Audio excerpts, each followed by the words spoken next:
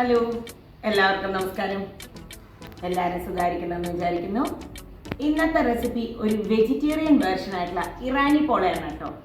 ഞാൻ ഇതുവരെ ഇറാനിപ്പോള കഴിച്ചു നോക്കിയിട്ടില്ല, കാരണം അത് നോൺ വെജ് ആയതുകൊണ്ട്. അതുകൊണ്ട് തന്നെ ഞാനൊരു വെജിറ്റേറിയൻ വേർഷൻ ട്രൈ ചെയ്ത് നോക്കിയതാണ്. ഉണ്ടാക്കിയപ്പോൾ നല്ല ടേസ്റ്റി ആയിട്ട് വന്നു കേട്ടോ. എഗ്ലെസ് ആയിട്ട് ഉണ്ടാക്കിയതാണ്. അപ്പോൾ എല്ലാവരും കണ്ടു നോക്കൂ. എൻ്റെ ചാനൽ ആദ്യം കാണുന്ന ഒരാളാണെങ്കിൽ സബ്സ്ക്രൈബ് ചെയ്യാൻ മറക്കരുത് കേട്ടോ. ആ സബ്സ്ക്രൈബ് ബട്ടൻ്റെ അടുത്തുള്ള ബെല്ലൈക്കൺ ഒന്ന് പ്രസ് ചെയ്യാൻ മറക്കരുത്. അപ്പോൾ എല്ലാ നോട്ടിഫിക്കേഷൻസും വരും. ഇതുപോലെ തന്നെ വെറൈറ്റി ആയിട്ടുള്ള ഒരുപാട് റെസിപ്പീസ് ഉണ്ട് നമ്മുടെ ചാനലിൽ. ഒന്ന് കയറി നോക്കൂ. ഇഷ്ടപ്പെട്ടാൽ ലൈക്ക് ചെയ്യാനും കമൻറ്റ് ചെയ്യാനും ഷെയർ ചെയ്യാനൊന്നും മറക്കരുത് കേട്ടോ. അപ്പോൾ ഇനി നമുക്ക് റെസിപ്പിയിലേക്ക് പോകാം. ഇതാണ് നമ്മുടെ ഇറാനിപ്പോള കേട്ടോ. ഇത് കഴിച്ച് നോക്കിയവർ നോൺ വെജിൻ്റെ അതേ ടേസ്റ്റ് ഉണ്ട് എന്നാണ് എന്നോട് പറഞ്ഞത്. ഇറാനിപ്പോള എന്ന് പറഞ്ഞു കഴിഞ്ഞാൽ ഒരു സ്റ്റഫ് ചെയ്തിട്ടുള്ള ഒരു കേക്ക് പോലെ ഉണ്ടാവും കേട്ടോ. ഉള്ളിൽ നല്ല ഇറച്ചിയുടെ സ്റ്റഫിങ് ആയിരിക്കും. ഇത് ഞാൻ വെജിറ്റേറിയൻ സ്റ്റഫിങ് ആയിട്ട് എഗ്ഗൊന്നും ഉപയോഗിക്കാതെ ഉണ്ടാക്കിയിരിക്കുകയാണ്. അപ്പോൾ നമുക്ക് അതെങ്ങനെയാണ് ഉണ്ടാക്കേണ്ടതെന്ന് നോക്കാം. അതിനായിട്ട് ആദ്യം നമുക്ക് റെഡിയാക്കേണ്ടത് കുറച്ച് സ്റ്റഫിങ് ആണ് കേട്ടോ. അപ്പോൾ സ്റ്റഫിങ് എങ്ങനെയാണ് ഉണ്ടാക്കേണ്ടതെന്ന് നോക്കാം നമുക്ക്. അതിനായിട്ട് ഞാൻ കുറച്ച് സോയ ചങ്ക്സിനെ ഉപ്പിട്ട് വേവിച്ചതാണ് കേട്ടോ. ഇനി അതിലേക്ക് ഒരു 2 ടേബിൾ സ്പൂണോളം നമുക്ക് കോൺഫ്ലോർ ആണ് ഇട്ട് കൊടുക്കുന്നത്. ഇത് കുറച്ച് എരിവൊക്കെ ഉണ്ടാവണം. അപ്പോൾ 1 ടേബിൾ സ്പൂണോളം ഞാൻ കാശ്മീരി ചില്ലി പൗഡറാണ് ഇട്ട് കൊടുത്തത്. നല്ല കളറൊക്കെ ഇരുന്നോട്ടെ വിചാരിച്ചിട്ട്. ഒരു 1/2 ടീസ്പൂണോളം ഗരം മസാലയും കൂടി ഇട്ട് കൊടുക്കാം. കുറച്ച് ഉപ്പ് കേട്ടോ, ഉപ്പിട്ട് വേവിച്ചാണ്, എന്നാലും കുറച്ച് ഉപ്പും കൂടി ഇട്ടിട്ടുണ്ട്. എന്നിട്ട് കൈ കൊണ്ട് ഇതിനെ നന്നായി മാരിനേറ്റ് ചെയ്ത് ഒരു 10 മിനിറ്റോളം നമുക്കിതിനെ വെക്കാം. അരമണിക്കൂർ വെച്ചാലും കുഴപ്പമൊന്നുമില്ല കേട്ടോ. നന്നായി ഇതിലേക്കൊന്ന് പിടിക്കട്ടെ. അപ്പോൾ ഇതൊരു അടച്ച് വയ്ക്കുന്നുണ്ട്. ഒരു 10 മിനിറ്റ് കഴിഞ്ഞിട്ട് ഇനി ഇതിനെ ഒന്ന് ഫ്രൈ ചെയ്തെടുക്കാം. ഷാലോ ഫ്രൈ ആണ് ഞാൻ ചെയ്യുന്നത്, ഡീപ്പ് ഫ്രൈ അല്ല. അതിനുവേണ്ടി കുറച്ച് ഓയിൽ വെച്ചിട്ടുണ്ട്. ഓയിലൊന്ന് നന്നായി ചൂടായി വരുമ്പോൾ നമുക്കിതിനെ ഒന്ന് ഫ്രൈ ചെയ്തെടുക്കാം. ഇതിൽ കുറച്ച് ഉപ്പും എരിവും ഒക്കെ ഉണ്ടെങ്കിൽ ഈ സോയ ചങ്ക്സിന് ടേസ്റ്റ് ഫീൽ ചെയ്യുള്ളൂ നമുക്ക്. ഈ ഫ്രൈ ഇങ്ങനെ തന്നെ കഴിക്കാനും നല്ലൊരു ടേസ്റ്റാണ് കേട്ടോ. ഇവിടെ കുട്ടികൾ ഇതെങ്ങനെ തന്നെ എടുത്ത് കഴിച്ച് വറുത്ത് കഴിഞ്ഞ് വന്നപ്പോഴേക്കും ഇതാ നല്ല ക്രിസ്പിനെസ്സോടുകൂടി വന്നിട്ടുണ്ട്. ആ കോൺഫ്ലോറൊക്കെ ഇട്ടതുകൊണ്ട് നല്ലൊരു ക്രിസ്പിനെസ്സോടുകൂടി വന്നിട്ടുണ്ട്. ഇപ്പോൾ ഇത് ഏകദേശം റെഡി ആയിട്ടുണ്ട്. നമുക്കിതിനെ വാങ്ങി മാറ്റി വയ്ക്കാം, തണുക്കാനായിട്ട് വയ്ക്കാം. ഇതിനെ എന്നിട്ട് പീസ് ചെയ്യുകയും വേണം കേട്ടോ, ചെറുതാക്കുകയും വേണം. ഇനി നമുക്ക് അതിനാവശ്യമായ മസാലയാണ് റെഡിയാക്കണം. അതിനായിട്ടൊരു പാൻ വെച്ചിട്ടുണ്ട്. അതിലേക്ക് 1 ടേബിൾ സ്പൂണോളം ഓയിൽ വയ്ക്കാം. കുറച്ച് ഓയിലൊക്കെ ഉണ്ടെങ്കിൽ കുഴപ്പമില്ല. 1 ടീസ്പൂൺ ഗാർലിക്ക്, 1 ടീസ്പൂൺ ജിഞ്ചർ. ഇത് രണ്ടും സോട്ട് ചെയ്യണം. ജിഞ്ചർ ഗാർലിക് പേസ്റ്റ് ഉണ്ടെങ്കിൽ അത് ഇട്ടാൽ മതി. 1 കപ്പ് സ്ലൈസ് ചെയ്തിട്ടുള്ള ഒനിയനും കൂടി ഇട്ട് കൊടുക്കണം കേട്ടോ. ഹാഫ് ചെയ്തിട്ടാണ് ഞാൻ സ്ലൈസ് ചെയ്തിട്ടുള്ളത്. ഇനി ഇതിൻ്റെ പച്ചമണം മാറണ വരെ വഴറ്റണം നമുക്ക്. അപ്പോൾ ഇതിൻ്റെ പച്ചമണമൊക്കെ ഒന്ന് മാറി വരുമ്പോൾ നമുക്കിതിലേക്ക് കുറച്ച് ഉപ്പും കൂടി ഇട്ട് കൊടുത്തിട്ടുണ്ട്. ഒരു 2 പച്ചമുളകും കൂടി ചെറുതായി അരിഞ്ഞതിട്ട് കൊടുക്കാം. പൊതുവെ നോൺ വെജ് എന്ന് പറഞ്ഞാൽ തന്നെ കുറച്ച് എരിവൊക്കെ ഉണ്ടാവണമല്ലോ.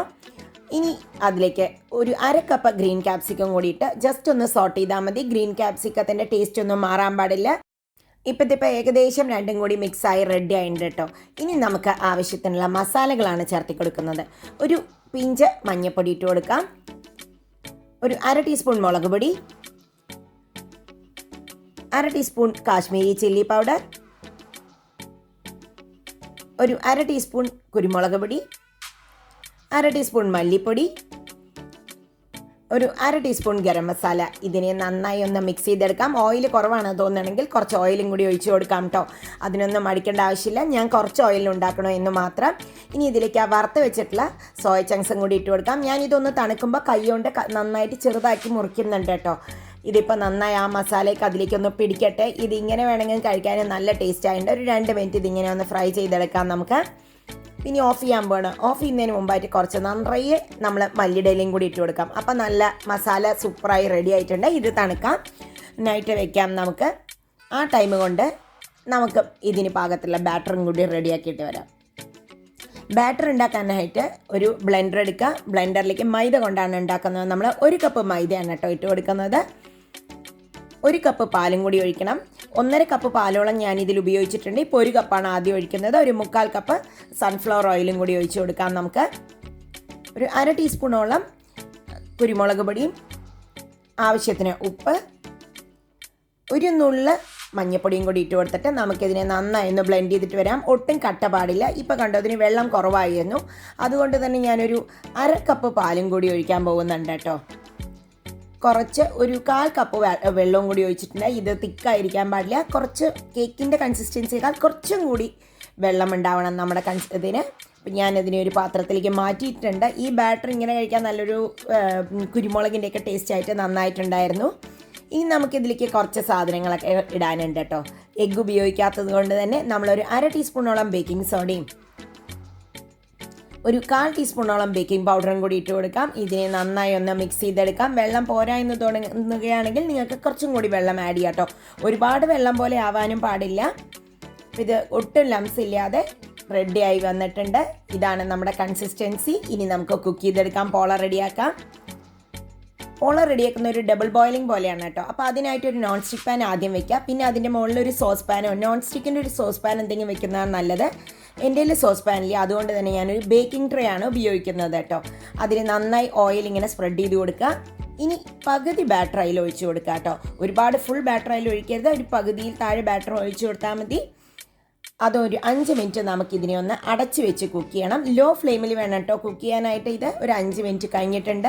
ഇപ്പോൾ ഒന്ന് അടിയൊക്കെ ഒന്ന് കുക്കായിട്ടുണ്ട്. ഇനി അതിൻ്റെ മുകളിലേക്ക് നമുക്ക് ആ 1/4 ഭാഗം മസാല ഇട്ട് കൊടുക്കുക. ഫുൾ ഇട്ട് കൊടുക്കരുത്. പിന്നെ ശ്രദ്ധിക്കേണ്ടത് സൈഡിൽ ഒരുപാട് മസാല പോവണ്ട കേട്ടോ. നടുവിലും ഇതായിട്ട് ഒഴിക്കുന്നതാണ് നല്ലത്. ഇനി നമുക്ക് ഇതിലേക്ക് ബാക്കിയുള്ള ബാറ്ററും കൂടി ഒഴിച്ചു കൊടുക്കാം. ബാറ്റർ ഒഴിക്കുമ്പോൾ സൈഡിലൂടെ ഒഴിച്ചു കൊടുക്കുക. സൈഡാണ് ഫില്ലാവേണ്ടത്. ഇല്ലെങ്കിൽ നമ്മുടെ പോള വിട്ട് പോകും. നമ്മുടെ കറക്റ്റായിട്ട് അത് ഫുള്ളായിട്ട് സ്റ്റഫ് ചെയ്തപോലെ നിൽക്കില്ല. അതുകൊണ്ട് തന്നെ അങ്ങനെ ഒഴിച്ചു കൊടുക്കുന്നതാണ് നല്ലത്. അപ്പോൾ ഇതാ റെഡി ആയിട്ടുണ്ട്. ഇനി ഇതിൻ്റെ മുകളിലേക്ക് ബാക്കിയുള്ള മസാലകളും കൂടി ഇട്ട് കൊടുക്കണം കേട്ടോ. ഈ മസാല മുകളിലിട്ട് കൊടുക്കണം നിർബന്ധമൊന്നുമില്ല. പക്ഷെ അത് കുക്കായി വരുമ്പോൾ നമുക്ക് ഫ്ലിപ്പ് ചെയ്തിട്ട് മറിച്ചിടുമ്പോൾ നല്ലൊരു ടേസ്റ്റ് വരും. ഈ മോൾ ഭാഗമൊക്കെ കാണുമ്പോൾ നല്ല കളറും ഉണ്ടാവും. ഇത് സോസ് പാൻ നിങ്ങളുടെ വലിയ സോസ് പാനാണ് കുക്ക് ചെയ്യുന്നത് വെച്ചാൽ ഇത് ഇത്ര സമയം എടുക്കില്ല. എനിക്കിത് ചെറിയ പാൻ ആയതുകൊണ്ട് 1 മണിക്കൂറോളം എടുത്തു കേട്ടോ. ഇതൊരു 20 മിനിറ്റ് ആകുമ്പോൾ കണ്ടോ പൊന്തി വന്നിട്ടുണ്ട്. ഇനിയൊരു 40 മിനിറ്റും കൂടി എനിക്ക് കുക്ക് ചെയ്യണമായിരുന്നു. ഇതപ്പോൾ 1 മണിക്കൂർ കഴിഞ്ഞു എൻ്റെ കുക്ക് ചെയ്ത് വരാൻ. ഞാനൊരു ടൂത്ത് പിക്കിട്ട് കുത്തി നോക്കുന്നുണ്ട്. പെർഫെക്റ്റായി കുക്കായിട്ടുണ്ട്. ഇതൊന്ന് നമുക്ക് പുറത്തേക്ക് എടുക്കാം. ഞാൻ എൻ്റെ പുറത്തെടുത്ത് ഒരു 5 മിനിറ്റ് കഴിഞ്ഞിട്ട് നമുക്കത് എടുക്കാൻ പറ്റുള്ളൂ. കേക്കിൻ്റെ ട്രേ ആയതുകൊണ്ട് നിങ്ങളിപ്പോൾ നോൺ സ്റ്റിക്കിൻ്റെ പാനാണ് ഉപയോഗിക്കണമെങ്കിൽ ഇത്ര പോലും ബുദ്ധിമുട്ടില്ലാതെ നിങ്ങൾക്ക് വളരെ ഈസി ആയിട്ട് തന്നെ മറിച്ചിടാൻ കിട്ടും. ഇനി നമ്മൾ ഈ ടോപ്പ് പോർഷനെ ഒന്ന് ഫ്രൈ ചെയ്തെടുക്കാൻ പോകണം കേട്ടോ. അതിനായിട്ടൊരു പാൻ വെച്ചിട്ട് അതിനൊന്ന് ജസ്റ്റ് ഒരു ഗോൾഡനിഷ് ആക്കാൻ വേണ്ടിയിട്ട് കുറച്ച് ഓയിൽ ഇതുമാതിരി അങ്ങോട്ട് ആക്കി കൊടുക്കാം നമുക്ക്.